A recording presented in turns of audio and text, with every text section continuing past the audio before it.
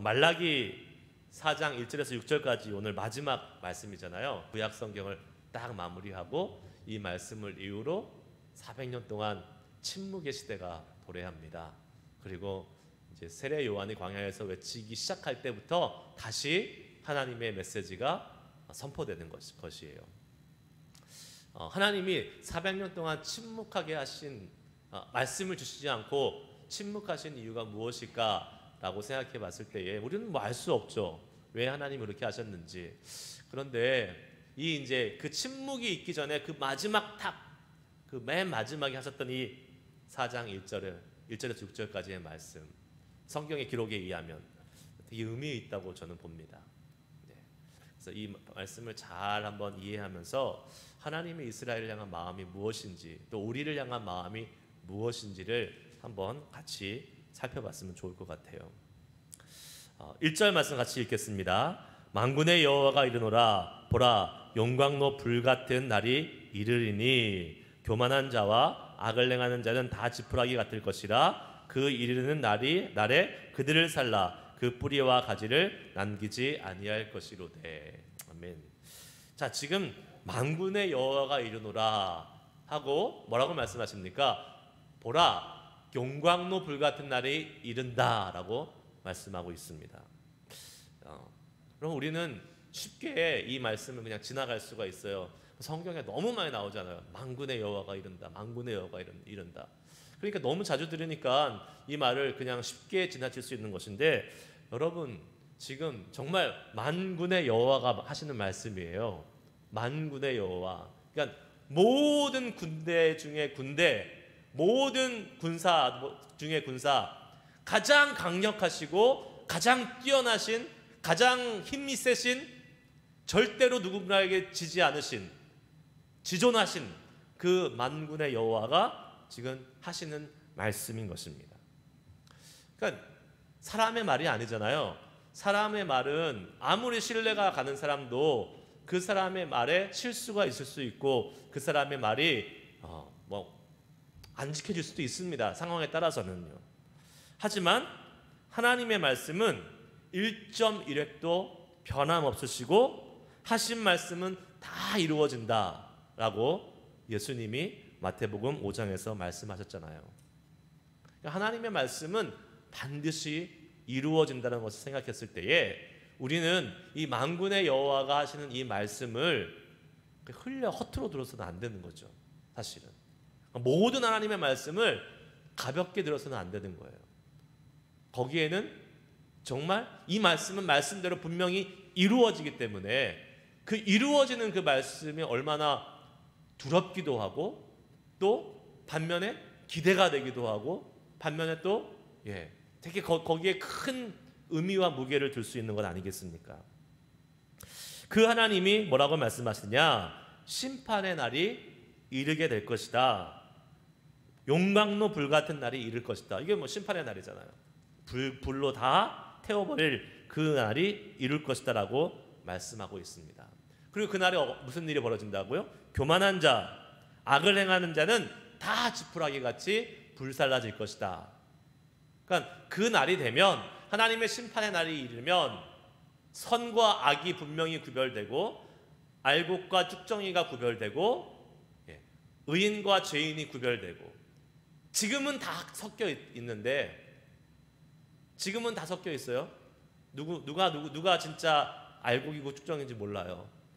우리 눈에 볼 때는 저 사람은 좀 더 믿음이 좋은 사람 같고, 저 사람은 좀 믿음이 약한 사람 같고, 저 사람은 구원 받은 사람 같고, 저 사람 보니까 구원 안 받은 것 같아. 우리 눈에는 그렇게 다 보이지만 우리 눈에 아니라 하나님의 눈에 정확하게 구분이 되어서 그 사람들이 이제 하나님 앞에 서게 된다라는 사실입니다.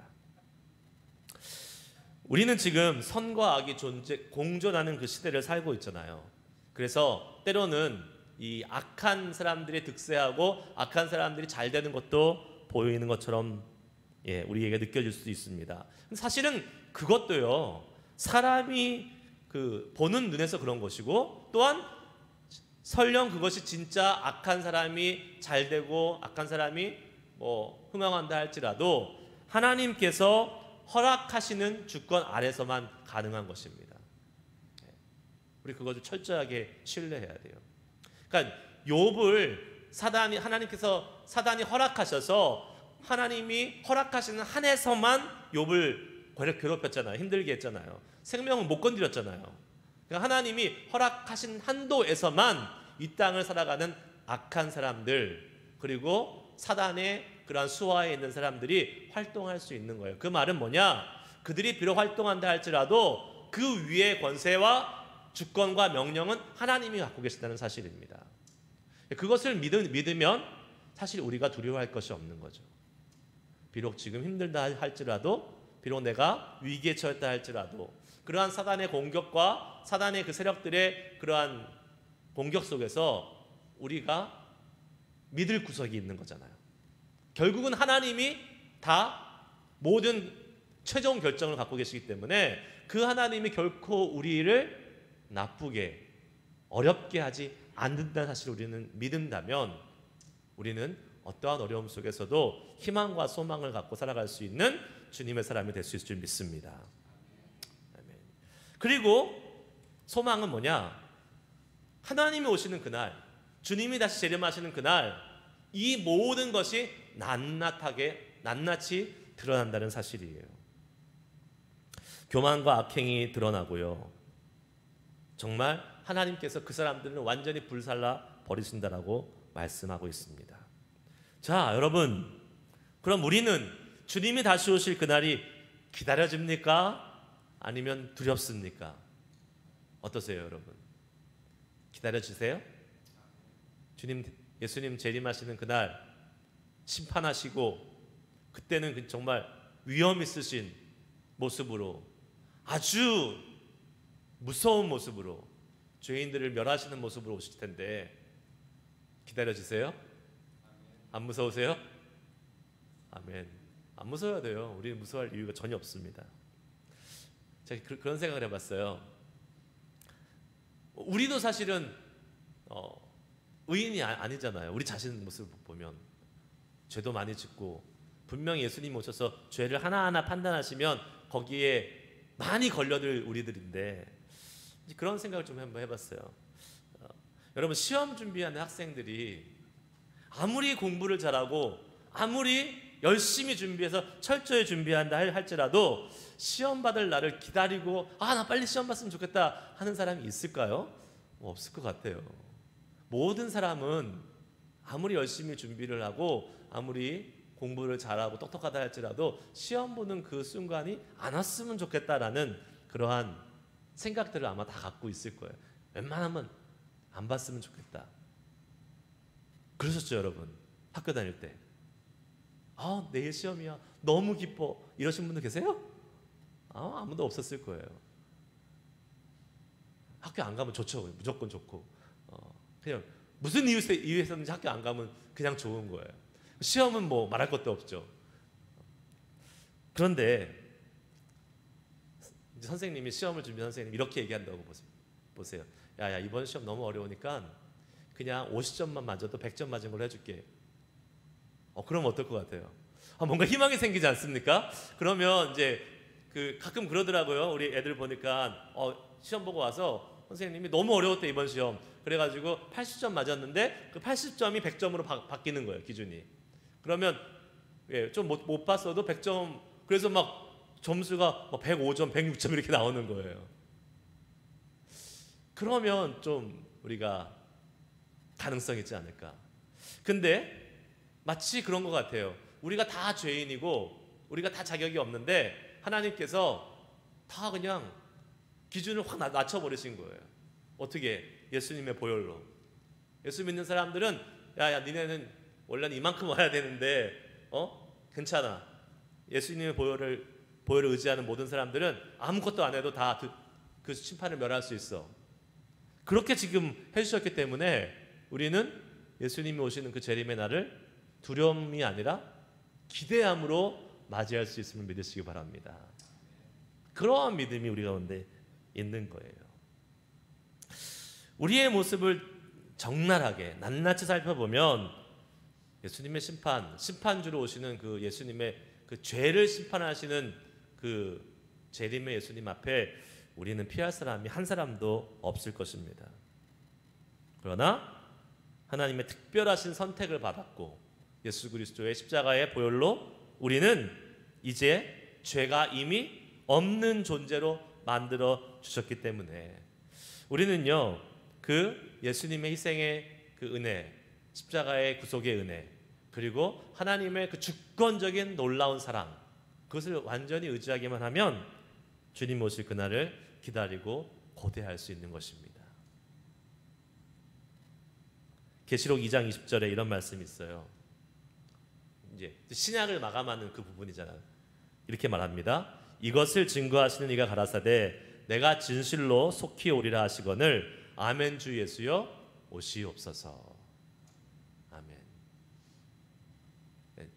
지금 사도 요한이 마지막으로 기록을 하면서 이것을 증거하시는 이가 이르시되 내가 진실로 속히 오리라 하시거늘 아멘 주 예수여 오시옵소서. 성도들의 화답 아니겠습니까? 사도 요한의 화답이고 모든 성도들의 화답 아니겠어요? 예수님이 다시 오시를 그 재림의 때를 아멘 주 예수여 오시옵소서, 마라나타 주님 오시옵소서라고 얘기할 수 있는 사람은 심판의 예수님을 두려워해서는 절대로 고백할 수 없는 것이겠죠. 심판의 예수님이지만 나는 그 심판으로부터 자유롭다라는 확실한 믿음에 있는 사람만 아멘 주 예수여 오시옵소서라를 고백할 수 있는 것입니다. 할렐루야. 저와 여러분에게 그러한 고백이 있기를 주의 이름으로 축복합니다. 주님이 빨리 오셨으면 좋겠죠? 네. 아니에요? 조금 더 있어야 돼요? 우리 애들 장가도 가고 손주도 보고 이럴 때까지 좀 기다려야 돼요? 아니에요. 정말 예수님을 제대로 믿는 사람은 그러잖아요. 내가 뭐 결혼하고 뭐 좀 애들도 자식도 보고 그거보다 예수님 만나는 게 더 좋은 거 아니겠습니까? 아멘 주 예수여 오시옵소서. 우리에게 오시는 주님, 그 주님께 이런 고백을 올려드릴 수 있는 우리 될 수 있기를 축복합니다. 2절 말씀 읽겠습니다. 내 이름을 경외하는 너희에게는 공의로운 해가 떠올라서 치료하는 광선을 비추리니 너희가 나가서 외양간에서 나온 송아지 같이 뛰리라. 아멘. 우리가 심판의 주로 오실 예수님을 고대하고 기대할 수 있는 이유는요, 나의 행위에 있지 않습니다. 절대로 나의 행위, 나의 공로에 있지 않습니다. 우리는 하나님의 율법에 의하면 다 그 율법을 지킬 수 없는 사람이기 때문에 결국은 다 죄인의 그 카테고리에 들어갈 수밖에 없어요. 여러분, 우리가 아까 말씀드린 대로 아멘 주 예수의 오시옵소서 할 수 있는 유일한 근거는요, 오직 하나님이 나를 구원하시겠다라는 하나님의 절대적인 작정, 조건 없으신 작심뿐임을 믿으시길 바랍니다. 그것은 우리의 어떤 행위에 있지 않아요. 하나님이 작정하셨어요. 너는 구원하겠다. 너는 죄로부터 자유롭다. 작정하셨기 때문에 이스라엘 백성들이 여러분 출애굽 때 그 출애굽 당시에 그 모든 애굽의 장자들이 다 죽어갈 때 그냥 문에다가 하나님의 말씀에 따라서 어린 양의 피를 발랐더니 죽음의 사자가 그냥 넘어갔잖아요. 뭐 이스라엘 백성들이 한 게 뭐가 있어요? 무슨 자격이 있어요? 아무 자격도 없는데 하나님이 그냥 내가 너희 민족을 구원할 거다. 너희 민족을 택해서 제사장 나라 삼을 것이다. 너희 민족을 내가 특별한 소유로 삼을 것이다 라고 하나님의 작정, 그 하나님의 작정 때문에 이스라엘 백성들이 죄에서 그 죽음에서 건짐을 받은 거 아니겠습니까? 우리도 마찬가지예요. 하나님의 작정하심, 하나님의 선택하시고 구원하시기로 작정한 사람들입니다. 우리는 할렐루야. 그 은혜 받은 사람들이에요. 그렇기 때문에 우리에게 구원의 길이 열린 겁니다. 그런데 이 구원의 길을 하나님 다 열어놓으셔서 모든 사람들이 취할 수 있게 됐는데 거기에는 딱 한 가지 우리의 반응이 필요합니다. 그것이 뭐냐? 하나님을 경외하는 마음입니다. 내 이름을 경외하는 너희에게, 그러니까 심판의 날, 마지막 날에는 다 저주받고 다 심판 가운데 쓸려가지만 불사름 당하지만 내 이름을 경외하는 너희들은 그렇게 안 된다는 거예요. 하나님을 경외하는 사람은 심판의 날에 저주를 받고 심판을 받고 불살라지는 것이 아니라 무슨 일입니까? 치료하는 광선을 받아서 외양간에 나가서 뛰어노는 송아지 같이 될 것이다. 하나님께서 치료하시고 회복해 주시고 또 그 치료와 회복의 기쁨으로 뛰어노는 은혜가 있는 것입니다. 얼마나 기분 좋겠어요. 얼마나 통쾌하겠어요. 죄 가운데 있는 사람들은 다 불살로 없어지는데 우리는 그 가운데 회복받고 치유받고 뛰놀고 있어요. 야, 너무 기대가 되지 않습니까? 그러니까 같은 태양이라 할지라도 적도에서 비치는 태양은 너무 뜨거워. 이글이글 거려가지고 제발 좀 빨리 져라 해야 져야 이렇게 여기지만 이 북가주에서 겨울에 뜨는 태양은 너무 좋잖아요. 따뜻하고 똑같은 태양인데 마찬가지인 겁니다. 똑같이 오시는 주님인데 누구에게는 제발 좀 안 왔으면 좋겠다, 제발 만나지 않았으면 좋겠다 하는 주님이시고 누구에게는 주님 오세요, 빨리 오세요, 빨리 오셔서 저 좀 테이크해 주세요. 이러한 존재가 된다는 사실이죠. 오늘 보면 햇살, 공의로운 해가 떠올라서 치료하는 광선을 비춘다라고 말씀하고 있습니다. 주님의 오심이, 예수님이 다시 오심이 누군가 어떤 사람들에게, 아니 하나님을 경외하는 우리들에게는 치유와 회복을 경험하는 시간이 된다는 사실입니다. 아멘. 그래서 우리는 기대하는 거예요. 주님 다시 오시면 이 땅에서 상처받고 아프고 힘든 사람들, 그랬던 사람들이 주님이 완전하게 회복시켜 주신다는 사실입니다. 완전하게 치유해 주신다는 사실이에요. 오래 아파보신 분들은 아실 거예요. 그 병으로부터, 자신의 질병으로부터 자유함을 선언받은 날, 의사가 너 이제 안 아파, 너 이제 다 나섰어. 장전사님 15년 동안 약 드시던 거 끊는 그날 기쁘셨죠? 얼마나 기뻤을 거 아니에요. 의사가 다 나섰어, 이제 약 안 먹어도 돼. 얼마나 좋은 날이에요. 얼마나 기쁜 날이에요. 그러니까 예수님이 오시는 날은 그러한 날이어야 되는데 누구에게나 그런 날은 아니다. 누구에게요? 내 이름을 경외하는 너희들. 그러니까 하나님을 경외하는 주님의 백성들에게만 그 기쁨, 치료함 받고 회복받는 그 기쁨이 허락된다는 사실입니다. 여러분, 우리가 오랫동안 아마 아파보신 분들은 알 거예요. 그 아픈 데서 나음을 입었을 때 얼마나 기뻐요. 정말 뛰놀 것 같이 기쁘죠. 마치 외양간에서 뛰어나오는 그 송아지 같이 그 기쁨이 우리 가운데 충만한 그러한 시간이 바로 주님이 오시는 시간이라는 것입니다. 하지만요, 단순히 이게 우리 육신의 질병을 사실 이게 육신의 질병을 고치는 그 구절로 많이 우리가 이야기하잖아요. 우리도 써 있어요. 주보에. 제가 쓴 건 아닙니다. 전에부터 써 있던 거예요. 말라기 4장 2절. 그러면서 이제 치료 회복을 원하는 환우들을 위해서 기도하잖아요. 그 믿음으로 기도하는 거예요. 치료의 광선을 하나님 발해 주십시오. 그런데 이게 단순히 육신의 질병을 치료를 얘기하는 게 아니잖아요. 뭡니까? 영적인 치료예요. 영적인 치료. 영원한 죽음으로부터 건짐을 받고 자유를 선언하시는 영적인 치료.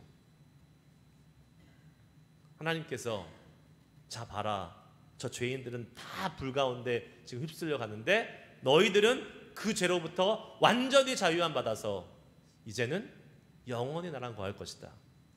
그 하나님이 선포해 주시고 그 예수님이 우리를 안아주시는 그 시간, 영적인 그 죄로부터 완전한 자유가 실현되는 그 순간, 그 시간 얼마나 기쁘겠어요. 육신의 질병에서 나도 이렇게 기쁜데 우리의 영혼이 완전히 죄로부터 자유함을 얻는 그것이 완성되는 그 시간, 정말 기쁜 시간 아니겠습니까? 3절 말씀 볼까요? 또 너희가 악인을 밟을 것이니 그들이 내가 정한 날에 너희 발바닥 밑에 재와 같으리라. 만군의 여호와의 말이니라. 심판 날에, 주님 다시 오시는 날에 어떤 일이 벌어집니까? 정말 진짜 악한 사람들, 악인들, 또 그 악인들을 조종하는 사단의 세력들 어떻게 된다고요? 모두 다 우리 발 아래 굴복시키실 것이라고 말씀하고 있습니다. 너희 발바닥 밑에 재와 같으리라. 로마서 16장 20절 말씀에 이 말씀이 있어요. 평강의 하나님께서 속히 사단을 너희 발 아래서 상하게 하시리라. 아멘. 하나님께서 우리 발 앞에, 하나님 발 앞에 아니에요? 우리 발 앞에, 너희의 발 앞에, 오늘도 그러잖아요. 우리들의 발 앞에 그 사단과 악한 사람들을 다 멸하시고 재와 같이 만드시겠다라고 분명히 말씀하고 있는 것입니다. 여러분, 우리가 이 땅을 살아가면서 악한 사람들, 또 악한 세력, 사단의 세력에 의해서 두렵고 힘들고 어려운 일을 당하더라도 우리가 낙심하거나 포기하지 말아야 될 이유가 여기 있는 것입니다. 왜요? 결국은 그들은 지금은 우리한테 으르렁거리면서 다가와서 우리를 두렵게 하지만 결국은 우리 발 밑에 재와 같이 변할 존재들이라는 사실이에요. 하나님께서, 평강의 하나님께서 우리 발 아래 그들을 상하게 하신다라고, 무너뜨리신다라고 말씀하시는 존재일 뿐입니다. 두려워할 필요가 없는 거지요. 위축될 필요도 없고요. 반드시 하나님은 그들을, 우리의 대적들을, 악한 사람들을 우리 발 아래서 완전히 굴복하게 하실 것이라는 사실을 믿고, 또 그날은 반드시 온다는 사실을 또 우리는 기억해야 될 것입니다. 그런데 한 가지 중요한 사실이 있어요. 그것이 뭐냐? 본문으로 돌아가 주세요. 3절에 보면 이 사단의 세력이, 악한 사람들이 너희 발바닥의 밑에 재와 같이 굴복되는 그 날이 언제요? 언제 이루어진다? 내가 정한 날에 이루어진다. 하나님이 정한 날에 이루어진다라는 거예요. 그러니까 우리는 당장 우리를 괴롭혀하는 저 나쁜 놈 당장 내 앞에서 그냥 짓밟힘을 당했으면 좋겠지만 그거는 하나님의 뜻이 아니라는 거예요. 하나님이 정하신 때가 있고 하나님이 정한 날에 그 일이 이루어진다는 사실을 우리는 오늘 말씀을 통해서 반드시 기억해야 되는 것입니다. 나는 당장 힘들고 나를 당장 억울하게 만드는 그 사람들이 있어요. 그러니까 당장 좀 어떻게 해결이 됐으면 좋겠지만 여러분, 심판의 주로 오시는 주님의 때가 하나님이 정하신 때에 있다는 거예요. 우리는 당장 오늘 밤이라도, 당장 내일이라도 좀 그 나쁜 놈, 나를 힘들게 하는 놈 좀 처치해줬으면 좋겠는데 하나님께서 그것이 그런 것이 아니라는 것입니다. 철저하게 하나님이 정하신 때에, 하나님의 그 날에 그 일이 이루어진다는 사실이에요. 마태복음 24장 36절 말씀 같이 함께 보겠습니다. 마태복음 24장 36절 읽습니다. 시작. 그러나 그날과 그때는 아무도 모르나니 하늘의 천사들도 아들도 모르고 오직 아버지만이 아시느니라. 아멘. 예수님도 그날과 그때는 아버지만이 아신다. 자신도 모른다 그랬어요. 예수님도 모른대요. 예수님도 모르는 걸 우리가 알라고 할 필요도 없고 그것을 빨리 해달라고 할 필요도 없는 것입니다. 그렇기 때문에 우리에게 필요한 자세가 있어요. 뭡니까? 언제인지 모르잖아요. 언제인지 몰라요. 그 마지막 때가 언제인지 몰라. 그렇기 때문에 우리에게는 두 가지 모습이 존재할 수 있습니다. 한 가지는 철저하게 준비하고 있어야겠죠. 당장 오늘 밤이 될 수도 있고 당장 내일도 될 수 있으니까 언제인지 모르기 때문에 철저하게 준비되어 있어야 된다는 사실입니다. 등불을 켜고 있어야 될 신부들이 기름이 없어가지고 신랑이 갑자기 왔을 때에 혼인잔치에 참여하지 못하는 그러한 일을 당하지 않도록 우리도 언제 올지 모르시기 때문에 주님이 항상 준비하고 있어야 된다는 거예요. 그리고 동시에 어떻게 됩니까? 인내할 수 있어야 돼요. 왜요? 오늘 내일이 아닐 수 있잖아요. 오늘 내일이 아닐 수 있으니까 언제인지 모르기 때문에 그 언제인지 모르는 그 날까지 우리는 준비하면서 우리의 믿음을 잃어버리지 않도록 인내하고 나아갈 수 있어야 되는 겁니다. 그러므로 주님이 다시 오실 그날에 대한 우리의 태도는 항상 준비되어 있되 끝까지 인내하는 그러한 모습을 우리는 갖고 주님의 다시 오실 그날을 바라봐야 된다는 것입니다. 자, 그래서 이런 말이 있어요. 종말론은 나쁜 거예요. 종말론은 위험한 거고, 근데 종말론적 신앙은 좋은 거예요. 유익한 거예요. 무슨 말인지 아시겠어요? 종말론, 예수님 언제 오셔? 그러니까 준비해. 이거는 나쁜 거예요. 이단이에요. 잘못된 거예요. 하지만 예수님이 다시 오실 테니까 우리 늘 준비하고 있어야 돼. 종말론적 신앙이에요, 이게. 이거는 우리 모든 성도들이 가지고 있어야 되는 것을 믿으시기 바랍니다. 종말론적 신앙. 그러니까 이게 예수님이 다시 오실 그날에 대해서 우리가 갖고 있어야 될 가장 좋은 태도가 뭔지 아십니까? 아, 예수님은 오늘 밤에도 오실 수 있다. 그리고 사는 거예요. 설령 오늘 밤에 안 오시더라도 오늘 밤에 오실 수 있다라는 마음으로 매일 사는 사람이 은혜가 넘치는 사람이죠. 제대로 된 그리스도인의 삶을 사는 사람이 된다는 사실입니다. 그런 종말론적 신앙을 갖고 사는 우리 모두가 될 수 있게 축복합니다. 4절 읽습니다. 너희는 내가 호렙산에서 온 이스라엘을 위하여 내 종 모세에게 명령한 법 곧 율례와 법도를 기억하라. 하나님의 말씀을 이제 지키라고 말씀하시죠. 마지막 때가 이제 오기 전에 너희들 기억해라. 응? 내 율례와 법도를 꼭 기억해라. 뭡니까? 하나님의 말씀, 율법 잘 지켜라라고 지금 얘기하고 있는 거 아니에요? 근데 아까 말씀드렸잖아요. 하나님의 말씀, 율법을 다 지킬 수 있는 사람은 아무도 없습니다. 이 세상에. 아무도 없어요. 다 죄인인 거예요, 결국은. 그런 우리에게 소망이 없는 것이잖아요. 그렇지 않습니다. 하지만 왜요? 우리에게도 소망이 있어요. 그리고 그 소망을 지금 하나님은 그 다음 절 5절 6절에서 말씀해 주고 계세요. 어떻게 해요? 5절 볼까요? 보라, 여호와의 크고 두려운 날이 이르기 전에 내가 선지자 엘리야를 너희에게 보내리니 그가 아버지의 마음을 자녀에게로 돌이키게 하고 자녀들의 마음을 그들의 아버지에게로 돌이키게 하리라. 돌이키지 아니하면 두렵건대 내가 와서 저주로 그 땅을 칠까 하노라 하시니라. 아멘. 지금 하나님께서 뭐라고 얘기하세요? 율법을 지켜라 라고 말씀하신 다음에, 근데 사실 그 율법대로 다 못 지키니까 사실은 아무 자격이 없는 거예요. 하나님의 크고 두려운 날 다 불살라을 당해야 될 사람들도 이스라엘도 포함되어 있는 거예요. 그런데 내가 선지자 엘리야를 너희에게 보내겠다. 이게 무슨 말입니까? 엘리야는 이미 죽었는데 어떻게 죽은 사람이 다시 와요? 엘리야를 보내겠다는, 실제 그 엘리야를 보내겠다는 게 아니라 엘리야와 같은 선지자를 보내겠다는 건데, 그 선지자가 하는 일이 보면 그것이 메시아라는 것을 우리는 알 수 있습니다. 하는 일이 뭐예요? 6절, 그가 아버지의 마음을 자녀에게로 돌이키게 하고 자녀들의 마음을 그들의 아버지에게로 돌이키게 하리라. 뭡니까? 이게 하나님과 그 백성, 그 자녀들을 화목하게 만든다는 거예요. 다 멀어졌고 등 돌리고 있었는데 어떻게 해요? 이제는 다시 reconcile, 화목하게 되는 그러한 일이 이 선지자 엘리야를 통해서 이루겠다라는 거예요. 누구예요, 이 엘리야가? 예수 그리스도 메시아를 얘기하는 거 아니겠습니까?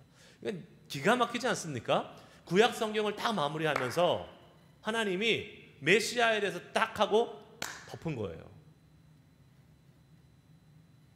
저는 너무 신기하더라고요. 이걸 딱 보면서. 저만 신기한가? 아무도 안 신기하시네요. 너무 기가 막힌 말씀 아닙니까? 구약 성경을 딱 덮으면서 하나님께서 엘리야, 메시아에 대해서 그의 아버지의 마음을 자녀에게 돌이키게 하고 자녀의 마음을 아버지에게 돌이키게 하는 이 메시아에 대해서 딱 선포하시고 닫은 거예요. 그리고 나서 신약 성경을 딱 여니까 예수님의 오심이 쫙 펼쳐지는 거예요. 야, 이게 참 일부러 이렇게 짤라고 해도 못 짤 것 같아요. 정말 대단한 말씀 아니겠습니까? 엘리야가 와서 하는 일을 보면요, 메시아 예수 그리스도를 상징하고 있다는 것을 우리는 잘 알게 됩니다. 하나님과 그 백성 인류를 화목하게 하시는 그 화목 제물로 이 땅에 오신 예수님, 그분이 바로 우리 주님 아니겠습니까? 로마서 5장 10절 말씀 읽겠습니다. 다 같이 읽습니다. 로마서 5장 10절 시작. 곧 우리가 원수 되었을 때에 그의 아들의 죽으심으로 말미암아 하나님과 화목하게 되었은즉. 아멘. 이 화목은 사실 오늘 말씀에 의하면 나의 자녀들, 이스라엘 백성들에게 하는 말씀이지만, 하지만 단순히 이스라엘 백성들에게 국한된 것이 아니라 예수님이 오셨을 때에 모든 인류를 향해서 그 하나님과 화목하게 됨이 우리에게 허락되었습니다.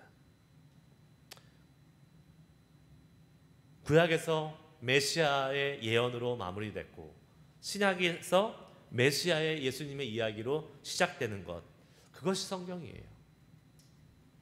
놀라운 연속성 아니겠습니까? 그 메시아는 하나님이 예언하신 대로 이 땅에 오셨고, 이제 우리는 다시 오실 주님을 기대하는 겁니다. 다시 오실 주님. 구약에서 말씀하신 예언하신 메시아는 예수님은 오셨어요. 오셔서 이 땅에서 다 이루고 가셨잖아요. 이제 우리는 누구를 기다립니까? 다시 오실 주님을 기다리는 거예요. 재림의 소망을 가지고 살아가는 우리들이 되어야 될 줄 믿습니다. 그 소망과 기대를 가지고 살으라고 지금 이 말씀을 말라기를 통해서 지금 하나님께서 이스라엘 백성들에게 해주셨는데, 오늘날을 살아가는 우리에게는 그 다시 오실 세컨 커밍 예수 그리스도, 두 번째 오시는 주님, 그 주님을 바라보는 소망 가운데 살으라고 이 말씀을 우리에게 허락해 주신 줄 믿습니다. 여러분들, 예수님의 재림에 대해서 어떠한 생각을 갖고 계세요? 사실은 좀 어떻게 보면 우리의 관심과 생각에서 좀 많이 멀어져 있는 이 성경의 주제 중에 하나인 것 같습니다. 예수님의 재림. 평상시에 잘 생각하세요? 많이? 잘 안 하게 되지 않아요?